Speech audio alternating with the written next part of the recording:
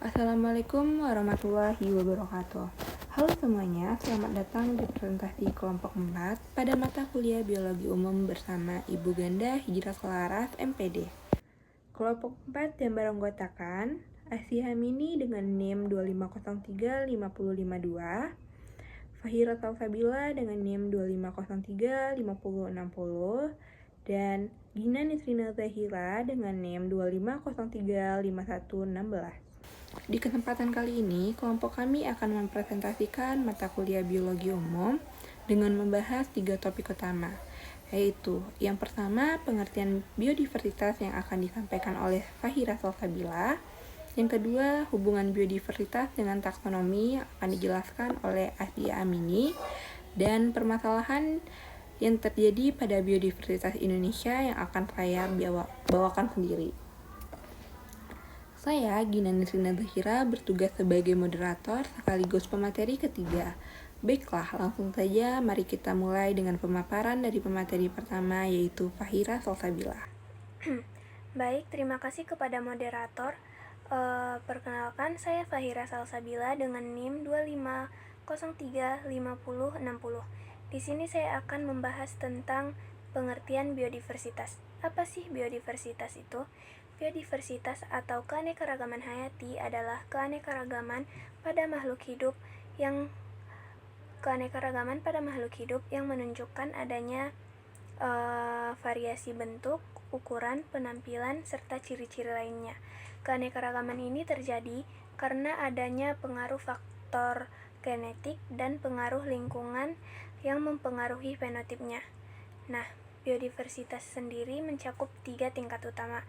Yang pertama, biodiversitas genetik, biodiversitas spesies, dan biodiversitas ekosistem, di mana biodiversitas genetik merupakan variasi sifat yang ada di dalam suatu spesies yang disebabkan oleh perbedaan susunan gen. Contohnya ada pada variasi warna kulit manusia.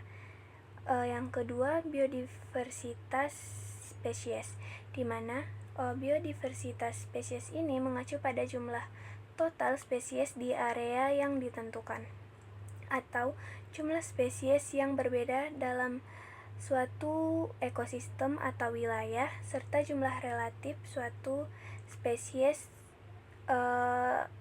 atau jumlah relatif dari suatu spesies. Contohnya ada pada biji-bijian, buah-buahan, serta kacang-kacangan. Nah, yang terakhir, biodiversitas ekosistem, di mana biodiversitas ekosistem atau keanekaragaman ekosistem ini sangat berkaitan dengan keanekaragaman habitat, di mana ekosistem adalah komunitas biologis hewan dan tumbuhan yang berinteraksi satu sama lain di dalam wilayah atau lingkungan tertentu. Terima kasih kepada Fahira Salsabila atas penjelasannya. Selanjutnya, mari kita simak pemaparan dari pemateri kedua, Asia Amini. Baiklah, terima kasih. Perkenalkan, saya Asia Amini. Saya akan mencoba melanjutkan menjelaskan tentang hubungan biodiversitas dengan taksonomi. Biodiversitas merupakan fondasi dalam membangun sistem manajemen data biodiversitas melalui klasifikasi, identifikasi, dan pemberian nama organisme. Biodiversitas dapat didokumentasikan secara sistematis dan dimanfaatkan dalam pengembangan sistem informasi berbasis digital. Terima kasih kepada Asia Amini atas penjelasannya. Selanjutnya, saya sendiri yang akan melanjutkan pembahasan dengan topik ketiga. Saya, Gina Nisrina Zahira. Pada bagian terakhir ini, saya akan membawakan materi mengenai permasalahan yang terjadi pada biodiversitas Indonesia. Yang pertama, hilangnya habitat alami. Pertumbuhan populasi dan ekspansi lahan pertanian telah menyebabkan hilangnya habitat alami seperti hutan hujan tropis, lahan basah, dan terumbu karang. Deforestasi dan konversi lahan mengakibatkan kehilangan habitat bagi banyak spesies yang unik dan langka. Penyusutan habitat ini mengurangi populasi dan berkontribusi pada kepunahan spesies.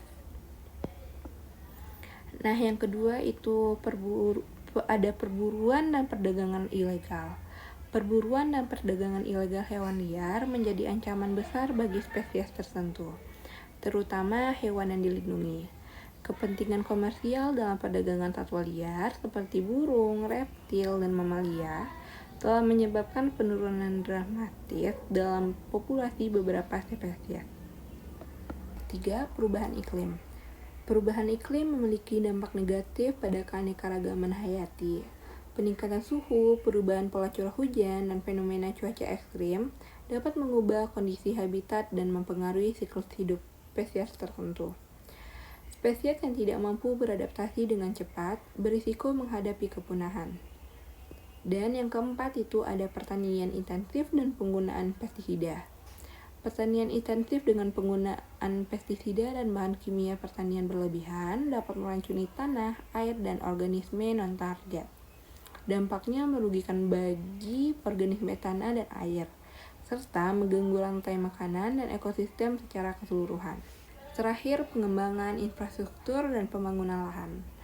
Pengembangan infrastruktur seperti jalan, perumahan, dan industri seringkali mengambil alih lahan yang dulunya merupakan habitat bagi banyak spesies.